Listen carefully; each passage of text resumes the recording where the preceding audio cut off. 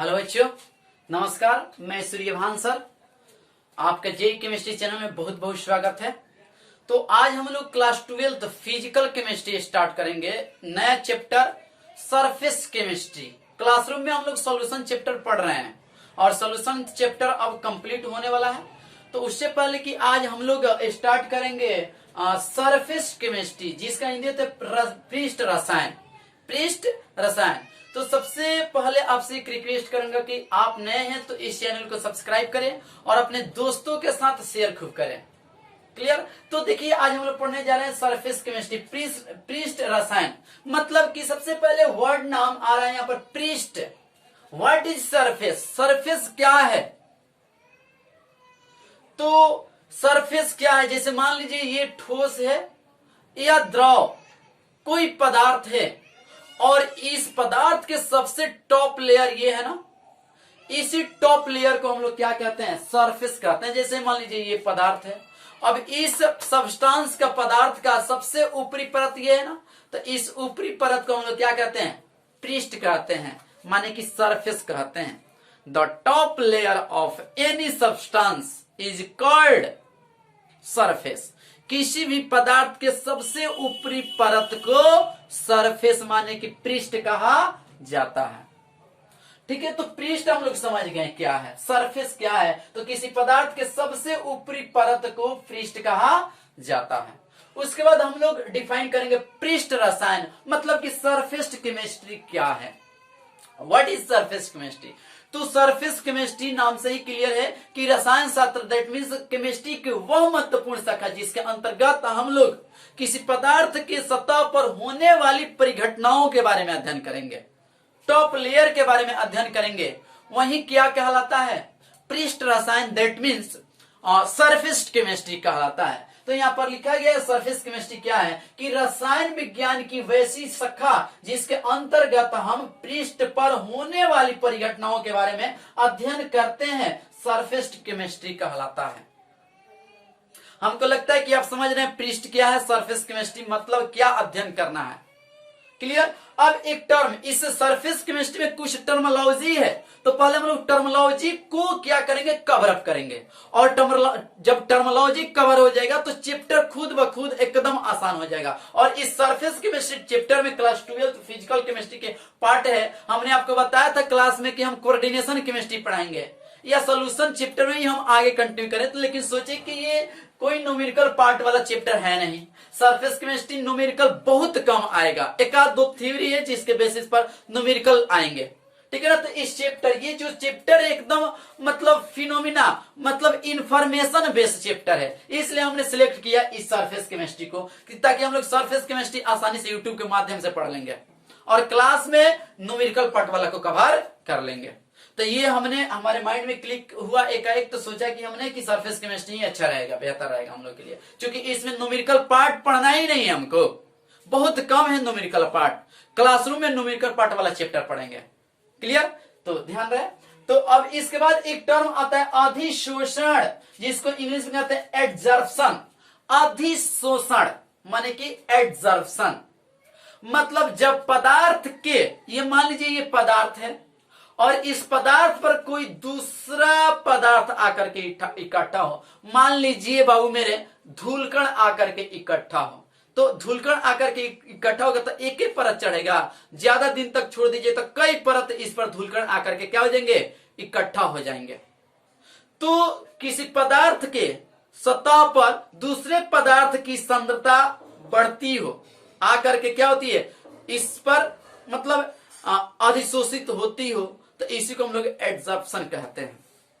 बात समझ में आया? जैसे मान लीजिए कार है हमारी, और कार को हम 2-4-5 दिन तक छोड़ दिए रोड के साइड में, तो क्या होगा? 2-4-5 दिन में बहुत सारा धूलकण आकर के उस पर क्या हो जाएगा? इकट्ठा हो जाएगा। तो यही घटना क्या होता है? अधिशोषण होता है। ठीक है, तो यहां पर डिफाइन किया हमने कि जब किसी पदार्थ की सतह पर, जब किसी पदार्थ की सतह पर दूसरे पदार्थ की सांद्रता बढ़ती है, माने आकर के इकट्ठा होती हो, सांद्रता मतलब सांद्रता बढ़ती मतलब कोई पदार्थ आकर के उस पर चिपक रहा है, बढ़ती हो तो इस घटना को अधिशोषण कहा जाता है। मान लीजिए मेरा कार है या कोई पदार्थ है, ठीक है ना, ये मान लो कोई पदार्थ है और इस पदार्थ के सरफेस पर कोई धूल कण आकर के इस पर क्या हो जाए, इकट्ठा हो जाए, मतलब इस पर धूल कण कोई आकर के क्या हो जा रहा है, इकट्ठा हो जा रहा है। तो इस घटना को हम लोग क्या कहेंगे दोस्त, इस घटना को हम लोग अधिशोषण कहेंगे। इस घटना को क्या कहेंगे दोस्त, अधिशोषण कहेंगे। तो इस कंसेप्ट को आप लोग लिख सकते हैं। और इस पदार्थ के जो अंदर वाला पार्ट होता है ना, दैट पार्ट इज कॉल्ड अस्थल, माने उसको बल्क कहते हैं, अस्थल माने कि बल्क, मतलब किसी पदार्थ के आंतरिक भाग जो होते हैं सरफेस को छोड़कर ये पदार्थ है, ठीक है ना, और इस पदार्थ के आंतरिक अंदर के जो भाग हैं उसको हम लोग कहते हैं अस्थल माने बल्क, और इसके सबसे ऊपरी परत है उसको हम लोग क्या कहते हैं, सतह कहते हैं। तो जब किसी पदार्थ के सतह पर दूसरे पदार्थ की सांद्रता आकर के बढ़ती हो तो इसी घटना को हम लोग क्या कहते हैं, अधिशोषण कहते हैं। आपके सामने एग्जाम्पल है, बहुत सारे एग्जाम्पल आप सोच सकते हैं। केवल सरफेस पर ही आकर के इकट्ठा होना चाहिए तब उसको अधिशोषण कहेंगे। अंदर तक चली जाए, अंदर तक बल्क में एंट्री मार दे, बल्क में चली जाए तो उस परिघटना को हम लोग अवशोषण एब्जॉर्प्शन कहते हैं।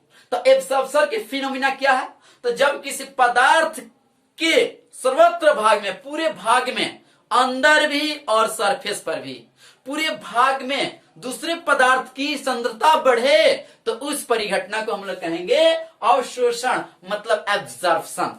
जैसे स्पंज है मेरे पास, ठीक है ना, तो स्पंज हम जब उसको लिक्विड में डालते हैं तो उसके सरफेस पर तो दिखाई कम देता है लेकिन अंदर के तरफ लिक्विड काफी ज्यादा एंट्री कर जाता है। तो इस परिघटना को हम लोग क्या कहेंगे, अवशोषण कहेंगे, माने एब्जॉर्प्शन कहेंगे, ठीक है। जब किसी पदार्थ की सांद्रता किसी दूसरे पदार्थ के पूरे भाग में, अंदर तक, स्थल में, ठीक है ना, बल्क में भी समान रूप से बढ़ती है तो इस घटना को, इस परिघटना को हम लोग क्या कहते हैं, अवशोषण कहते हैं।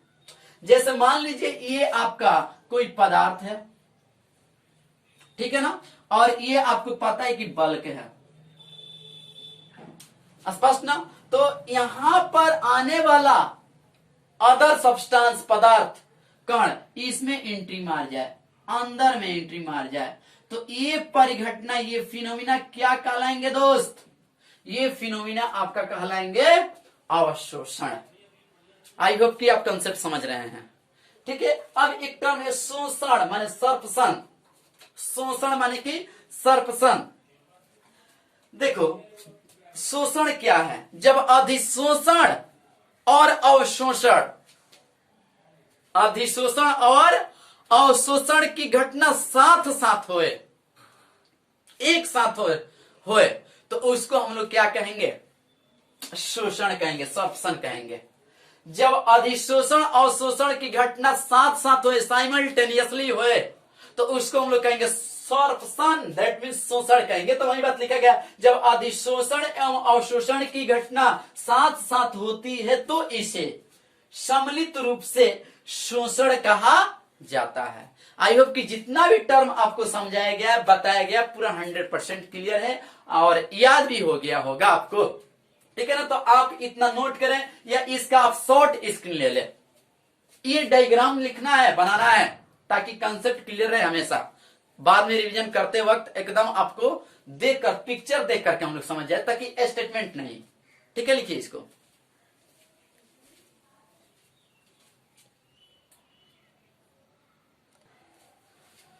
तो बच्चों यहां पर दो वर्ड और भी हैं, टर्म हैं जिनके बारे में हम लोग देखेंगे। एक होता है अधिशोषक और एक होता है अधिशोष्य।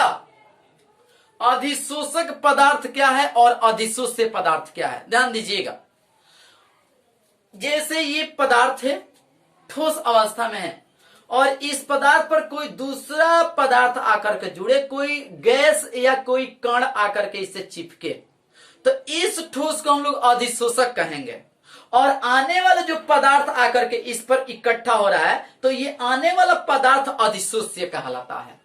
एक बार फिर समझिए, जैसे मान लीजिए कार है और कार पर बहुत सारे धूल कण आकर के इकट्ठा हो रहे हैं।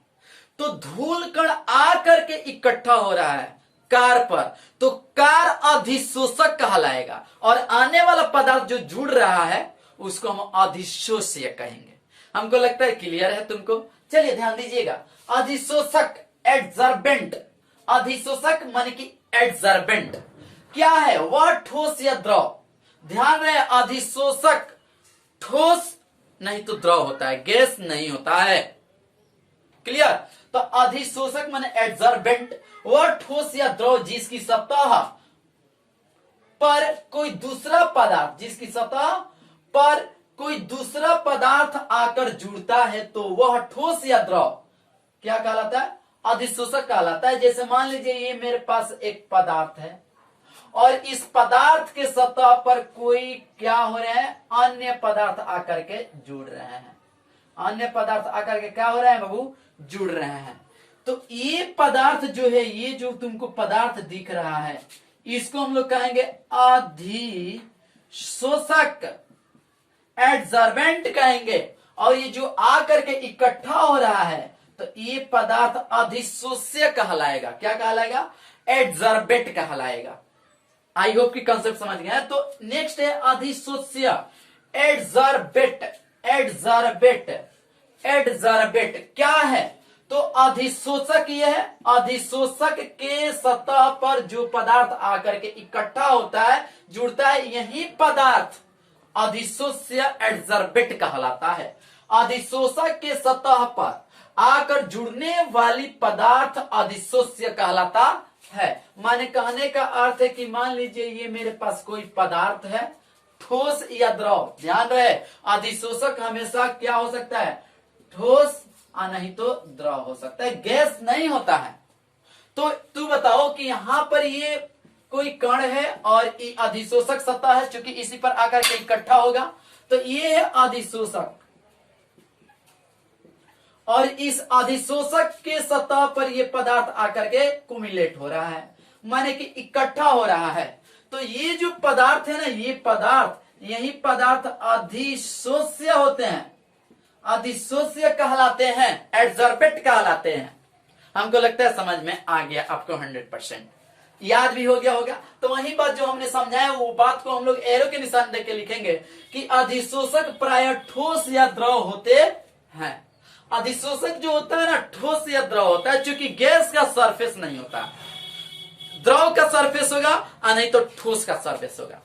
आप गैस का सरफेस बना सकते हो हाई डेंसिटी पर, ठीक है ना, घनत्व तो बहुत ज्यादा हो तो आप मतलब उसका परत बन सकता है। लेकिन हाँ, मुख्य रूप से देखा जाए तो प्रायः ठोस या द्रव क्या होते हैं? अधिशोषक पदार्थ होते हैं। द्रव गैस अवस्था में प्रायः नहीं होते हैं। चलिए नेक्स्ट, अधिशोष्य प्रायः गैस अवस्था में होते हैं। जो धूलकण है वह गैस के माध्यम से ही आते हैं। जो धूलकण होते हैं वह गैस के माध्यम, हवा के, एयर के माध्यम से ही आते हैं, इसलिए अधिशोष्य प्रायः गैस अवस्था में होती है। आई होप की कंसेप्ट पूरा क्लियर है। आप इसका शॉर्ट स्क्रीन ले ले या इसको अपने कॉपी में नोट डाउन करें। तो दोस्तों एक नोट है यहां पर, क्या नोट है जरा ध्यान दीजिएगा कि अधिशोषक तथा अधिशोष्य, भूल गए क्या? अधिशोषक क्या है? ये पदार्थ है और इस पर आकर के इकट्ठा हो रहा है, तो ये पदार्थ अधिशोषक, आने वाला पदार्थ अधिशोष्य। भूल नहीं रहे हैं? तो देखिए अधिशोषक तथा अधिशोष्य एक दूसरे से कमजोर वांडर बल द्वारा जुड़े रहते हैं तथा मजबूत रासायनिक बंधन द्वारा जुड़े रहते हैं। माने कहने का अर्थ है कि मान लीजिए ये मेरे पास कोई ठोस पदार्थ है, ठीक है ना, और इस ठोस पदार्थ के सबसे टॉप लेयर को हम लोग पृष्ठ कहेंगे, और इस पर ध्यान दीजिएगा, इस सरफेस के कण होंगे। कोई भी पदार्थ है, ये पदार्थ है, अधिशोषक है, तो ये जो सरफेस है इसके कण है ना जी, जमे हुए हैं ना, तो ये सरफेस मॉलिक्यूल कहलाते हैं। ये जैसे ये इस ठोस के ये क्या है? सरफेस मॉलिक्यूल है। अधिशोषक के क्या है? ये सरफेस मॉलिक्यूल।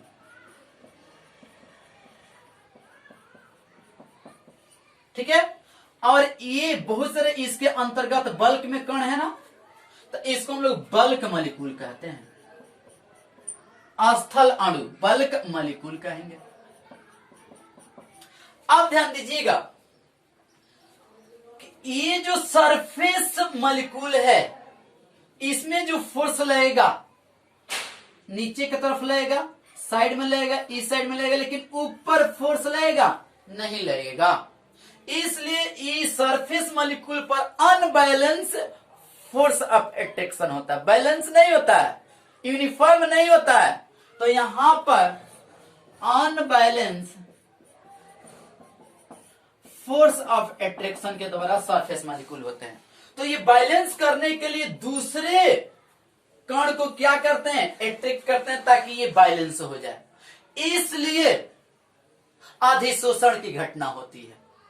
अधिशोषण की घटना क्यों होती है, बात समझ रहे हैं ना। ये जो ठोस अवस्था में पदार्थ है इसके सरफेस टॉप लेयर पर जो कण है, अणु है, वह अनबैलेंस है। बैलेंस करने के लिए क्या करेगा, दूसरे अणु को अट्रैक्ट करेगा ताकि वो बैलेंस हो जाए। जैसे मेला में आप जाते हैं ट्रॉली के पीछे, ठीक है ना, तो क्या होता है, खड़ा होते हैं भीड़ में, तो जो बंदे भाई बीच में होते हैं वो स्टेबल होते हैं, चारों तरफ से पैक। लेकिन आप कगरी हैं और बगल में नल्ला है, तो आप बैलेंस होंगे क्या, बिल्कुल बैलेंस नहीं होंगे, अनबैलेंस होंगे, ठीक है ना। तो और आपसे कोई आकर के चिपक जाए तो आप आराम से बैलेंस हो जाइएगा। तो आप क्या चाहिएगा कि आप कगरी हैं, गिरे नहीं, कोई आ जाए साइड में ताकि हम बैलेंस हो जाए।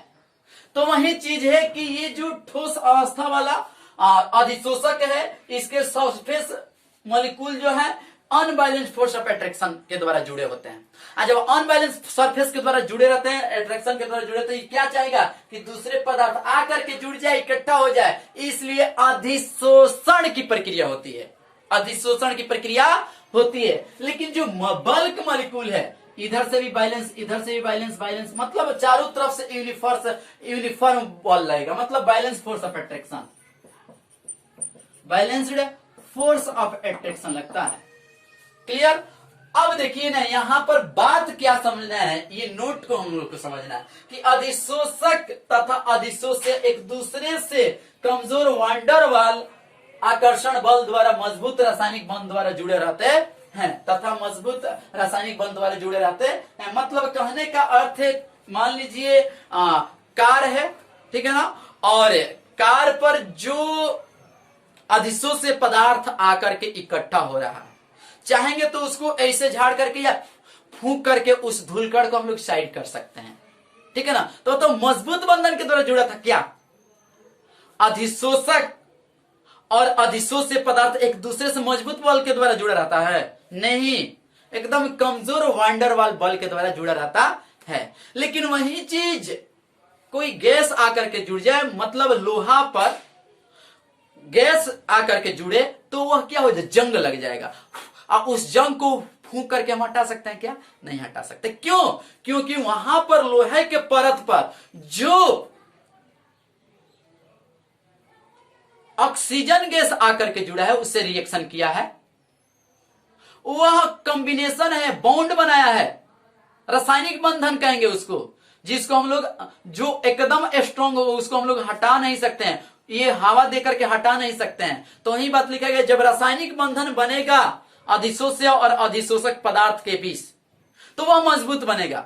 लेकिन जो वांडरवाल फोर्स होगा कण का, वह वीक होगा। वही बात हम समझाए यहां पर कि अधिशोषक तथा अधिशोष्य एक दूसरे से कमजोर वांडरवाल आकर्षण बल द्वारा जुड़े होते हैं तथा मजबूत रासायनिक बंध द्वारा जुड़े होते हैं। जैसे एल्युमिनियम है, एल्युमिनियम से क्रिया करता है ऑक्सीजन, इसके सरफेस पर जाके जुड़ जाएगा तो Al2O3 बनाता है। मतलब एल्युमिनियम पर ऑक्सीजन जाके चिपक गया, बंध बना लिया, तो वह मजबूत रासायनिक बंध बना है। लेकिन वही एल्युमिनियम पर धूलकण आ जाए तो आप आसानी से ऐसे करके साइड कर सकते हो। क्यों, क्योंकि वह कमजोर वांडरवाल आकर्षण बल द्वारा जुड़ा हुआ था। अब इसके क्रिया विधि को हम लोग समझेंगे, तो आप इतना नोट करें पहले।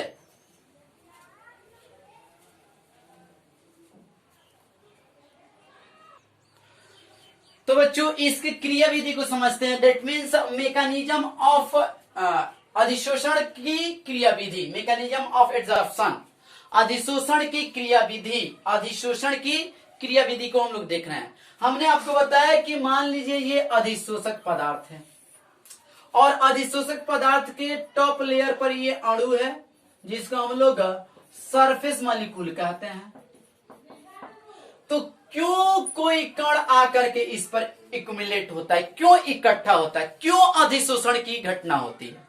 तो आपको अभी हम बताएं कि जो अधिशोषक के पदार्थ जो होते हैं उनके टॉप लेयर पर जो सरफेस मॉलिक्यूल होता है, जो सरफेस मॉलिक्यूल होता है, इनके जो भी कण है बैलेंस फोर्स नहीं लगता। इधर की तरफ कोई फोर्स नहीं है, इधर है, इधर है, इधर है, लेकिन इधर फोर्स नहीं है, मतलब अनबैलेंस फोर्स लगता है,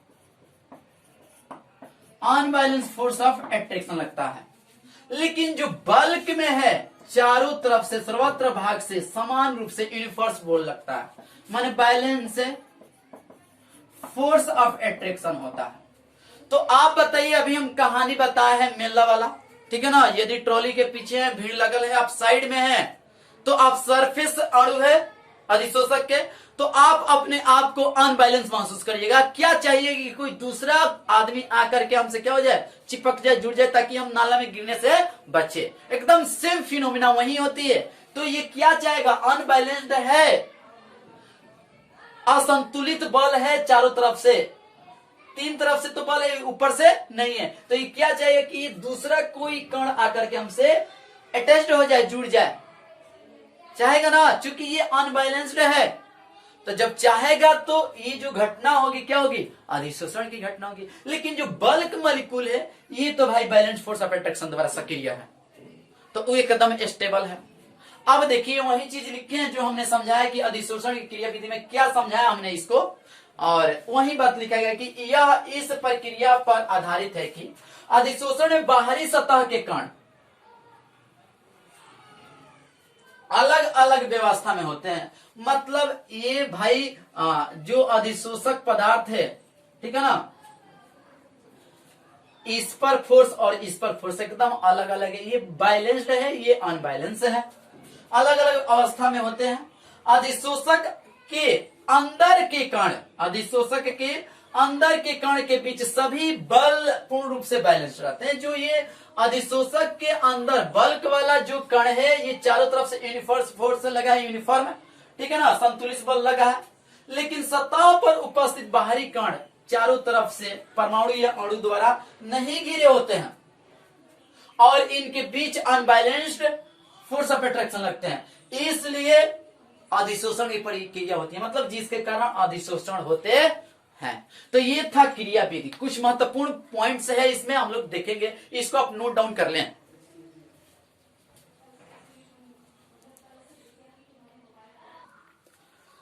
तो बच्चों यहां पर कुछ इंपोर्टेंट पॉइंट्स हैं, ठीक है ना। क्या है पहला पॉइंट्स की, अधिशोषण एक ऊष्माक्षेपी प्रक्रम है।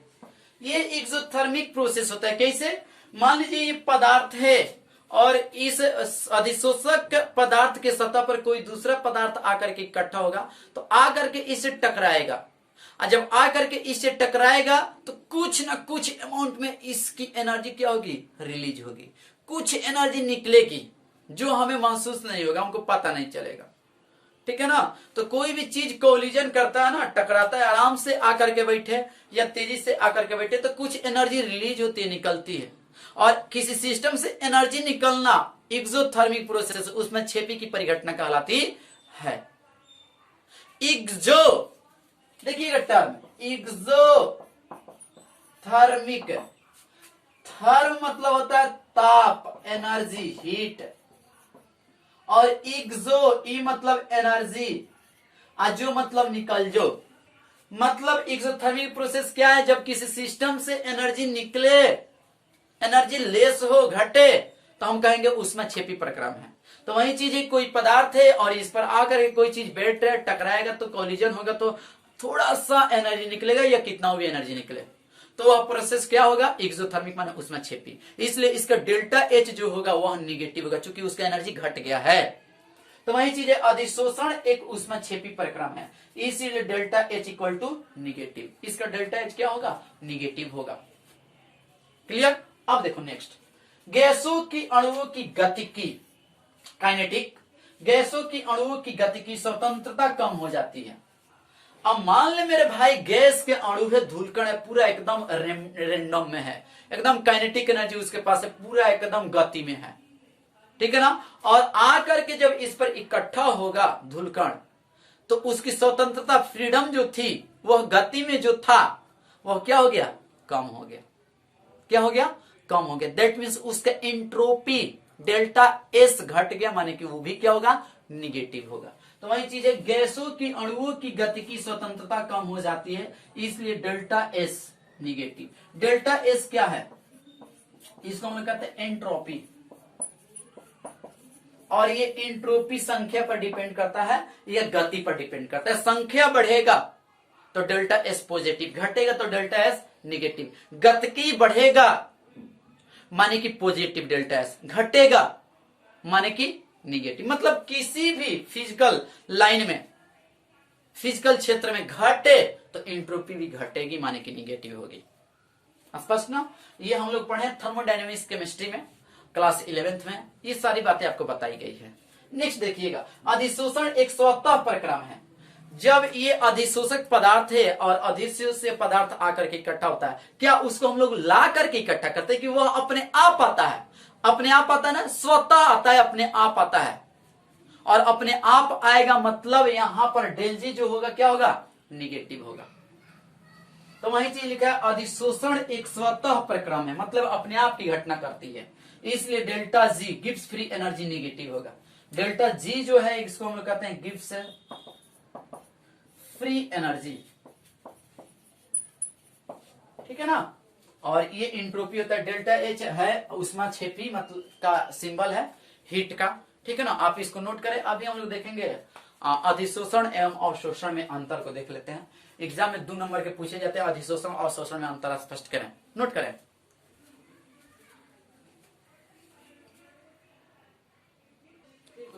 तो दोस्तों यहां पर हम लिखे हैं अधिशोषण एवं अवशोषण में अंतर। एक है भौतिक अधिशोषण, रासायनिक अधिशोषण में अंतर।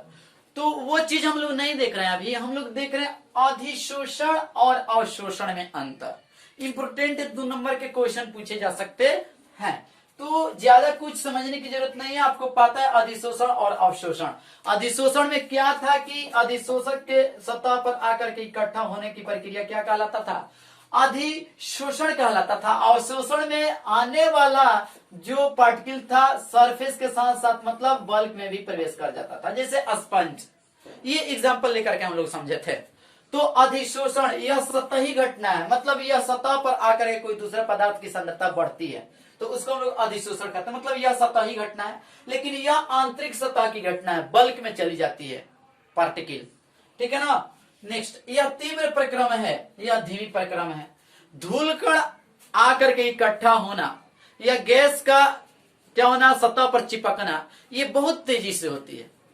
लेकिन जो ये घटना होती है अवशोषण की, ये आराम से होती है, मतलब धीमा होती है इसके तुलना में। तो यह तीव्र प्रक्रम है, यह धीमी प्रक्रम है। नेक्स्ट, इस क्रिया में पदार्थ की सतह पर गैस की बहुत अधिक सांद्रता जमा हो सकती है, मतलब ये मल्टी लेयर बना सकते हैं, ठीक है ना।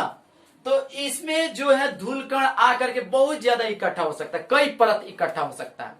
लेकिन इसमें ऐसा नहीं है, इसमें पूरे भाग में समान रूप से वितरित होता है आने वाला या उसमें एंट्री करने वाला पदार्थ। इसमें देखिएगा, यह परिघटना जो होती है प्रारंभ में बहुत तेजी से होती है। धूलकण आएगा, इकट्ठा होगा, गैस आकर के इकट्ठा होगा, इकट्ठा होगा, इकट्ठा होगा। लेकिन जब साम्य की नजदीकी आएगी, इक्विलिब्रियम फेज पर आएगा, तो थोड़ा यह घटना धीमा हो जाती है।